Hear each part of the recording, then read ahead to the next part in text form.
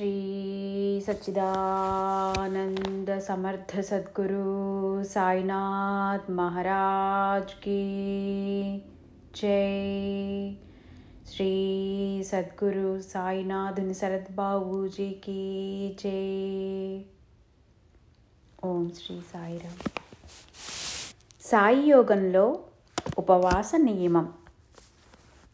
శ్రీ సాయిబాబా మనకు అందించింది మధ్య మార్గం. ఇటు మితిమీరిన భోగాలాలస్తను, అటు ఆల విమాలిన హఠయోగాన్ని బాబా ఆమోదించలేదు.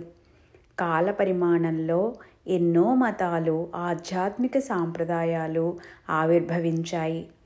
ఎందరో మహాత్ములు ప్రభవించి వారి వారి కాల పరిస్థితులకు, ఆనాటి ఆధ్యాత్మిక అవసరాలకు అనుగుణంగా ఎన్నో ఆచార సాంప్రదాయాలను పాదుకొల్పారు. కానీ వ్యక్తి యొక్క సామాజిక, ఆధ్యాత్మిక అవసరాలకు అనుగుణంగా ఆ ఆచార సాంప్రదాయాలు కూడా కాలానుగుణంగా మారవలసి పోయింది. అవన్నీ జనజీవన స్రవంతిలో అలాగే కలగాపులగంగా కలిసిపోయాయి. ఆ ఆచార సాంప్రదాయాలు ఆయా కాలాలలో అర్థవంతమైనవే అయితే కాలగతిలో అవి ఏర్పడడానికి వెనక ఉన్న లక్ష్యము, అవసరము, అర్థము అంతరించి కరిమింగిన వెలగపండులా అర్ధరహితమైన మూఢ విశ్వాసాలుగా మిగిలాయి.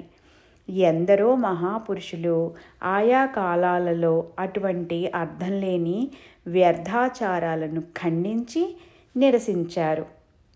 కానీ పాత మీద పామర ప్రజానీకానికి ఉండే మోజు, మౌఢ్యం, ఈ రెంటిని ఆధారం చేసుకుని బ్రతికే ఒక వర్గం మేధావుల స్వార్థం మూలంగా ఈ ఆచారాలు ఇంకా మన మనస్సులనే గోడలకు బూజు వలె పట్టుకుని వ్రేలాడుతున్నాయి. జైసాదేశ్ వైసావేష్ అన్నారు శ్రీ సాయిబాబా. ఏ కాలానికి అనుగుణమైన ధర్మాన్ని ఆ కాలంలో పాటించడం వివేకం. కాలధర్మం చెందిన ఆచారాలను పట్టుకుని వ్రేలాడడం అవివేకం. అయితే మరి ఈ కాలానికి అనుగుణమైన ధర్మం, పురుషార్థ సాధనం ఏంటి, అది ఎలా తెలుసుకోవడం అనే సందేహం రావటం సహజం. దాన్ని తెలియచెప్పడానికే శ్రీ సాయిబాబా వంటి మహాత్ములు ఇటీవల కాలంలో అవతరించారు. బాబా చూపిన బాట, ఆయన చెప్పిన మాట, తమ లీలల ద్వారాగా బాబా సూచించిన బోధ, ఇవే ఈ కాలానికి మన శృతులు, స్మృతులు. బాబా నిరసించిన వ్యర్థ ఆచారాలలో ఉపవాసం ఒకటి. ఉపవాసం అంటే మనస్సు, అంతఃకరణమును వ్యర్థమైన విషయాలతో నింపక ఖాళీగా ఉంచుకొని అందులో మన ఉపాసనా దైవాన్ని ప్రతిష్ఠించుకొని ఆయనకు అంతరంగంలో దగ్గర అవ్వడం అన్నమాట. ఉప అంటే దగ్గరగా, సమీపంలో, వాసము అంటే ఉండటము అని ఉపవాసం అనే పదానికి అర్థం. కానీ అసలైన ఈ అర్థం పోయి ఉపవాసం అంటే నిరాహారంగా ఉండటంగా మారింది. ఆకలి కడుపుతో పూజాధ్యానాదులు చేసేటప్పుడు మన దేహంలోని ప్రాణచలనం అస్తవ్యస్తమై శోష నిద్రలతో కూడిన ఒక విధమైన తమస్సు మనస్సును ఆవరిస్తుంది. ఈ అవస్థనే కొందరు సమాధి, అమనస్కం అని పొరపాటు పడుతుండటం కూడా కద్దు.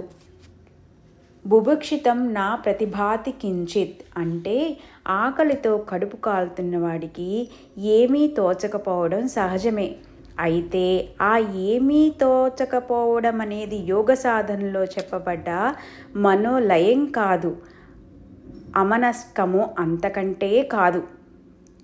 ఓ అర్ధ శతాబ్దం క్రితం గుజరాత్ రాష్ట్రంలో శ్రీ ప్రకాశానంద స్వామి, శ్రీ నిత్యానంద స్వామి అనే ఇద్దరు మహాత్ములు ఉండేవారు.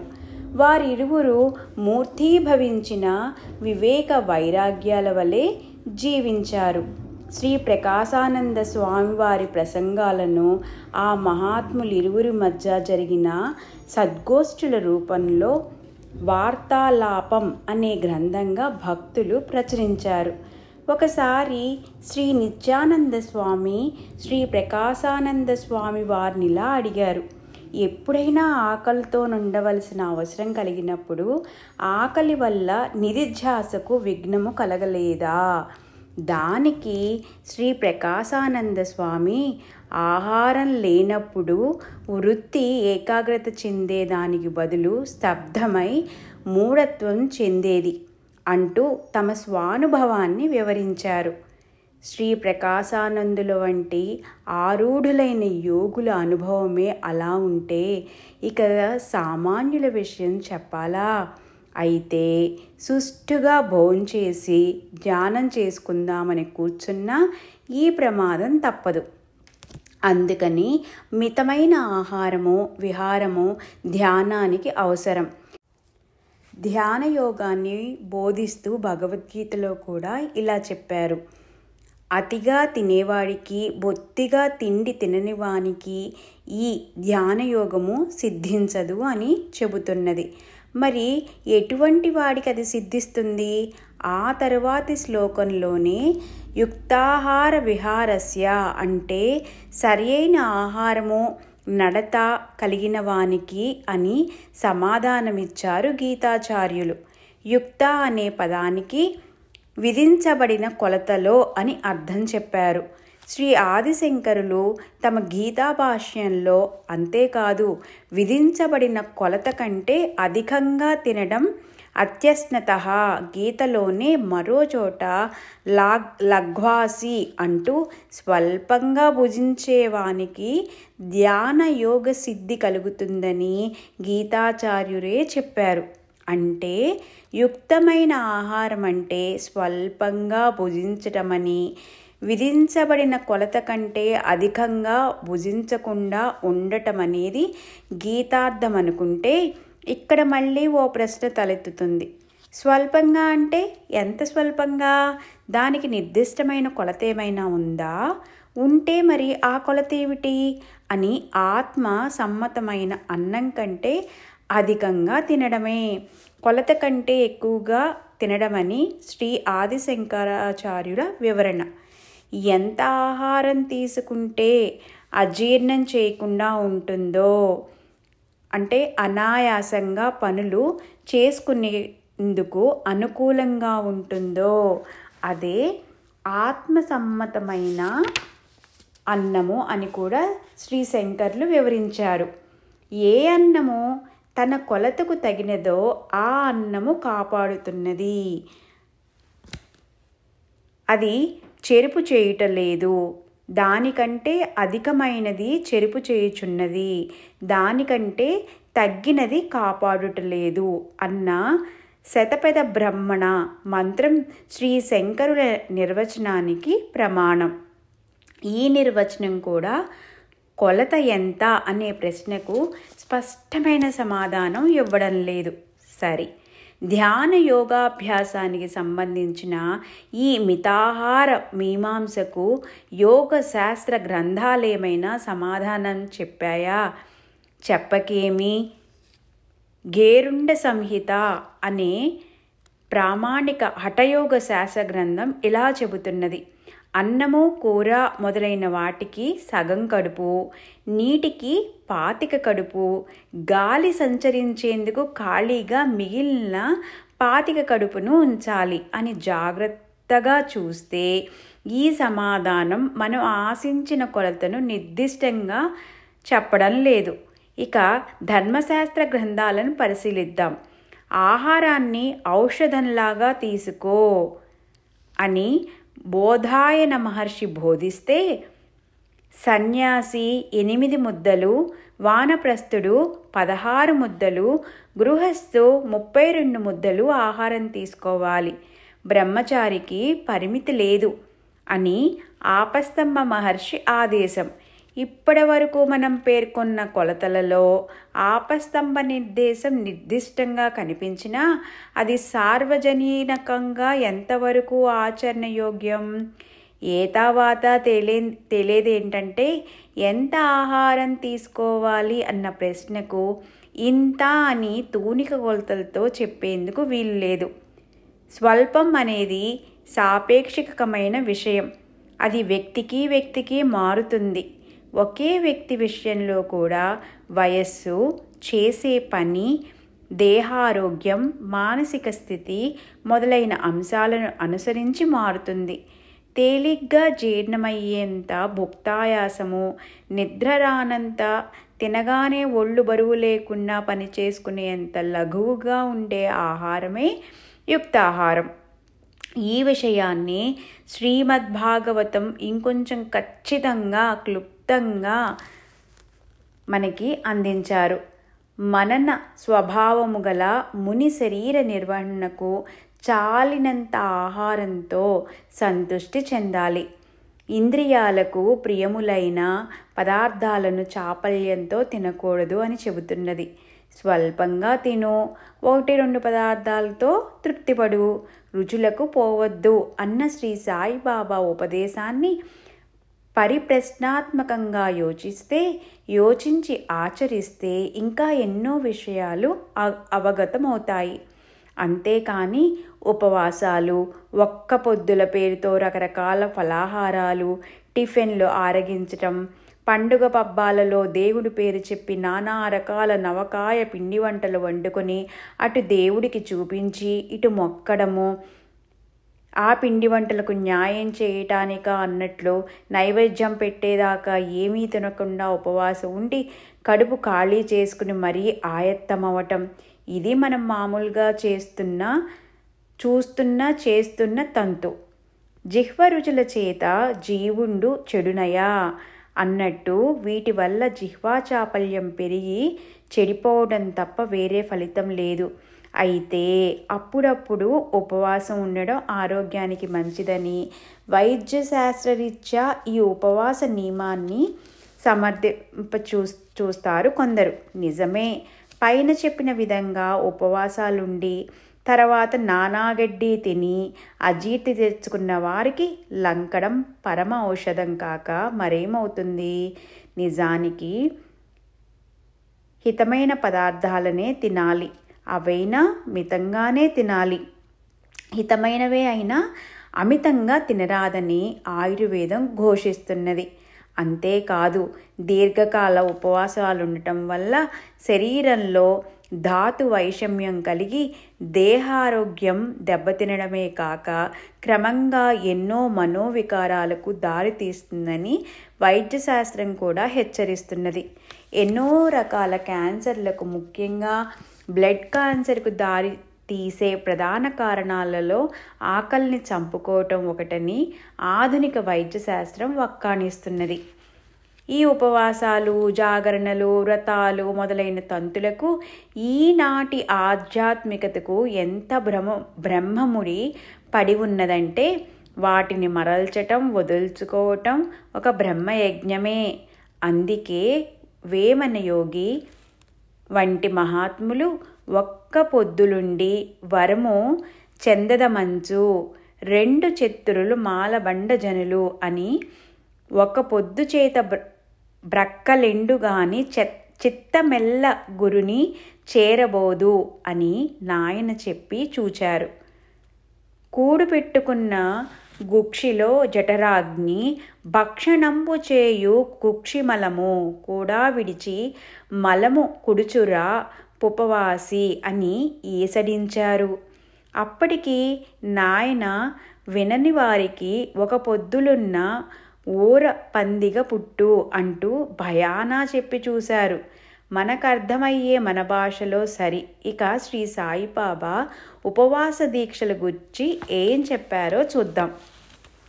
శ్రీమతి గోఖలే తన మిత్రురాలైన శ్రీమతి కాశీబాయి కానిట్కర్ ద్వారా శ్రీ సాయిబాబా గురించి విని బాబా దర్శనం కోసం షిరిడీ బయలుదేరింది. అక్కడ తన బస కోసం షిరిడీలో నివాసముండే దాదా కేల్కర్ అనే భక్తునికి తనను పరిచయం చేసే ఉత్తరాన్ని కూడా తన స్నేహితురాల నుంచి తీసుకుంది. బయలుదేరే ముందు తాను షిరిడీ చేరగానే బాబా సన్నిధిలో 3 రోజుల పాటు ఉపవాస దీక్ష చెయ్యాలని నిర్ణయించుకుంది. షిరిడీలో సరిగ్గా అదే సమయానికి బాబా తన ప్రక్కనే ఉన్న దాదా కేల్కర్తో, నా బిడ్డల్ని నేను పస్తులుండిస్తానా, వాళ్ళు ఉపవాసం ఉంటామంటే నేను ఒప్పుకోను అన్నారు. హఠాత్తుగా బాబా తనతో అలా ఎందుకు అంటున్నారో దాదా కేల్కర్కు అర్థం కాలేదు. ఆ మరుసటి రోజే శ్రీమతి గోఖలే షిరిడీ చేరి దాదా కేల్కర్ ఇంటికెళ్ళి తనను పరిచయం చేసుకుని అక్కడే బస ఏర్పాటు చేసుకుంది. ఆ తర్వాత బాబా దర్శనం కోసం మసీదుకి వెళ్ళింది. బాబాకు నమస్కరించి కూర్చొనగానే బాబా తనంతట తానే ఆమెతో, అమ్మా, ఈ ఉపవాసము తపస్సులతో అవసరమేంటి? మనం దాదా ఇంటికి పోయి చక్కగా పూరన్ పోళీలు అవి చేసుకొని దాదాకు దాదా పిల్లలకు పెట్టి మనము తిందాం అన్నారు. శ్రీమతి గోఖలే మసీదు నుంచి దాదా కేల్కర్ ఇంటికెళ్ళేసరికి అప్పుడే దాదా భార్య బయట చేరడంతో సమయానికి వంట చేసేవారు లేక ఎలాగా అని ఆలోచిస్తున్నారు.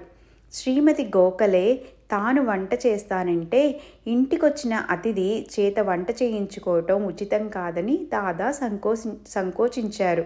అప్పుడు శ్రీమతి గోఖలే తాను షిరిడీ బయలుదేరడానికి ముందు సంకల్పించుకున్న ఉపవాస దీక్ష, అంతకు కొద్దిసేపు ముందు బాబా తనకు చేసిన ఉపదేశం అన్నీ కేల్కర్కు వివరించింది.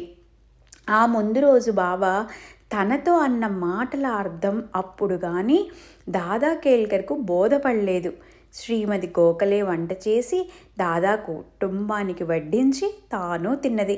బాబా ఆదేశానుసారం తను సంకల్పించిన ఉపవాస దీక్షకు స్వస్తి చెప్పింది. ప్రత్యేక ఆధ్యాత్మిక సాధన దీక్ష లేని సామాన్య భక్తులకు తపస్సు బాబా వద్దన్నారే కానీ తీవ్ర సాధనలో ఉండే సాధకులకు మాత్రం ఉపవాసాది దీక్షలు తప్పనిసరేమో అని భావించడానికి కూడా వీల్లేదు. ఎందుకంటే సంసార బంధాలు ఛేదించి షిరిడీలోనే నివాసం ఉంటూ ఆధ్యాత్మిక సాధనలో నిమగ్నమై ఉన్న కాకాసాహెబ్ దీక్షిత్ అనుభవమే తీసుకుందాం. ఏకభుక్తం ఉంటూ నియమంగా రాత్రిలో ఆహారం తీసుకోవడం మానాలని సంకల్పించుకున్నాడు శ్రీ దీక్షిత్ ఒకసారి. అలా అనుకుని మసీద్కి వెళ్ళగానే బాబా, కాకా, రాత్రికి మామూలుగా భోజనం తయారు చేసుకుని తిను అన్నారు.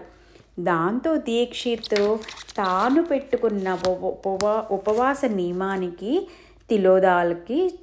తిలోదకాలు ఇచ్చారు.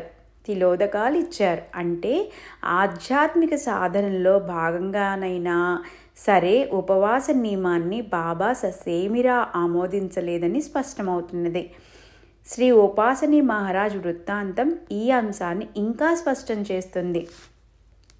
ప్రత్యక్ష సాయి భక్తులందరిలో తీవ్ర తపస్విగా, మహాసిద్ధ పురుషునిగా, ఓ సద్గురుమూర్తిగా వేలాది మందిచే ఆరాధించబడుతున్న మహనీయులు శ్రీ ఉపాసని మహారాజ్. ఉపాసని మహారాజ్ 1911లో బాబాను దర్శించినప్పుడు బాబా ఆయనను 4 సంవత్సరాలు షిరిడీలో ఉండమని ఆదేశించారు. అలా చేస్తే ఉపాసనీకి పరిపూర్ణ సిద్ధి లభిస్తుందని కూడా బాబా హామీ ఇచ్చారు. మరి ఆ 4 ఏళ్ల కాలంలో తాను చేయవలసిన ఆధ్యాత్మిక సాధనలు ఏమిటని అడిగారు శ్రీ ఉపాసని. దానికి బాబా, ఏమీ చేయనక్కర్లేదు, రొట్టె కూర తిని ఊరక కూర్చుంటే చాలు, మిగిలినంతా నేను పూర్తి చేస్తాను అని అన్నారు. బాబా కేవలం ఊరక కూర్చో అని చెప్పడంతో పాటు రొట్టె కూర తింటూ ఊరక కూర్చో అని ఆహార విషయం ప్రత్యేకంగా నొక్కి చెప్పడం గమనార్హం. బాబా అలా ఆహారం విషయం నొక్కి చెప్పడానికి 2 కారణాలను మనం ఊహించవచ్చు. తపవాసాల పట్ల బాబాకున్న నిరసన భావం మొదటిది. రెండవది బాబా అభిమతానికి వ్యతిరేకంగా ఆ తరువాత శ్రీ ఉపాసని చేసిన నిరాహార దీక్షను, దానివల్ల ఆయనకు కలగబోయే నష్టాన్ని బాబా తనదైన శైలిలో ముందుగానే సూచించి హెచ్చరించటం.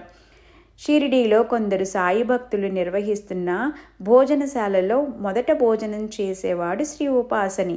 కానీ కొంతకాలం గడిచాక ఆ భోజనశాల నిర్వాహకులకు శ్రీ ఉపాసనికి మధ్య ఏవో మనస్పర్ధలు కలిగాయి. భోజనశాల నిర్వాహకులు తనను అవమానం చేశారని వారిపై కినుకుతో భోజనం మానేసి పస్తులుండటం ప్రారంభించారు శ్రీ ఉపాసని. సాటి సాయి భక్తులు ఎంత నచ్చజెప్పి చూసినా, స్వయంగా బాబానే ఎన్నోసార్లు చెప్పినప్పటికీ శ్రీ ఉపాసని తన ఉపవాస దీక్షను విరమించలేదు. ఆ నిరసన వ్రతాన్ని దైవం నిర్ణయించిన ఒక తపో దీక్షగా భావించి మొండిగా మూర్ఖంగా కొనసాగించారు. శ్రీ ఉపాసని తనకై తాను విధించుకున్న కఠిన ఉపవాస దీక్షను చూచిన గ్రామస్తులు ఆయనను ఉపవాసీ బాబా అని పిలిచేవారు. దీర్ఘకాలం కఠిన ఉపవాసాల వల్ల శ్రీ ఉపాసని దేహారోగ్యమే కాక మానసిక స్వస్థత కూడా దెబ్బతిన్నది. 1913 ఏప్రిల్లో చాలా ప్రమాదకరంగా పరిణమించింది కూడా. శ్రీ సాయి అనుగ్రహ విశేషము మార్గదర్శకత్వము లేనట్లయితే శ్రీ ఉపాసని శాశ్వతంగా పిచ్చివాడై అలాగే మరణించి ఉండేవాడేమో. శ్రీ ఉపాసనిని ఆ ప్రమాద స్థితి నుంచి తప్పించి స్వస్థత చేకూర్చడానికి శ్రీ సాయి తమ దివ్యశక్తితో ఏం చేశారో మనకు అగోచరం. శ్రీ ఉపాసని స్వస్థుడవడానికి బాహ్యంగా మాత్రం బాబా చేసిన చికిత్స, ఇచ్చిన ఔషధం మాత్రం ఆహారం. శాశ్వతమైన ఆత్మానందాన్ని పొందేందుకు క్షణికమైన ఇంద్రియ సుఖాలన్నింటినీ త్యజించి అనిత్యమైన దేహాన్ని రకరకాల క్లేశాలకు గురి చేయడమే తపస్సని చాలామందికి ఉన్న అవగాహన. శరీరాన్ని ఎంత ఘోరంగా కష్టపడితే అది అంత ఉగ్ర తపస్సు కింద లెక్క. నిజానికి మొదట్లో తపస్సు అనే పదానికి ఈనాటి మన వ్యవహారంలో మనకు స్ఫురిస్తున్న పైన చెప్పిన అర్థం లేదు. తపస్సు అనే పదం తప్ అనే ధాతువు నుంచి పుట్టింది. తత్ శబ్దానికి కాల్చుట, వేడి, తపన అని అర్థాలున్నాయి. సతపో తస్యత, ఆ వేడి ఎటువంటి వేడి? ఏదో ఒక కార్యాన్ని సాధించాలని ఆతురతపడే వ్యక్తి అంతరంగంలో ఆలోచనల ఒరిపిడి నుంచి పుట్టే వేడి. మంత్రోచ్చాటన చేస్తూ హోమాగ్ని ముందు కూర్చుని ఉన్న యజ్ఞదీక్షితుడు అనుభవించే వేడి. ఆత్మ సాక్షాత్కారం కోసం తపించే సాధకుని తీవ్ర హృదయ సంవేగం నుంచి బయల్పడే వేడి. భగవత్ సాక్షాత్కారం కోసం అనన్య ప్రేమ జ్వరంతో పరితపించే భక్తుని విరహాగ్ని నుంచి ఉద్భవించే వేడి. చిత్తవృత్తులను నిరోధించి తీవ్ర ధ్యాన యోగ తత్పరుడైన యోగి యొక్క ప్రాణాగ్ని నుండి ప్రభవించే వేడి. తపశ్శబ్దం తెలియ చెప్పే వేడి. అటువంటి వేడిని సాధకునిలో పుట్టించేది. ఆ వేడితో వ్యక్తి హృదయంలోని దుఃఖకారకాలైన మలిన వాసనలను మండించి మసి చేసే మార్గమే ఆధ్యాత్మిక మార్గం. అందుకే దానిని తప మార్గం అన్నారు. శ్రీ సచ్చిదానంద సమర్థ సద్గురు సాయినాథ్ మహారాజ్ కీ జై. శ్రీ సద్గురు సాయినాథ్ శరత్ బాబూజీ కీ జై. ఓం సాయిరామ్.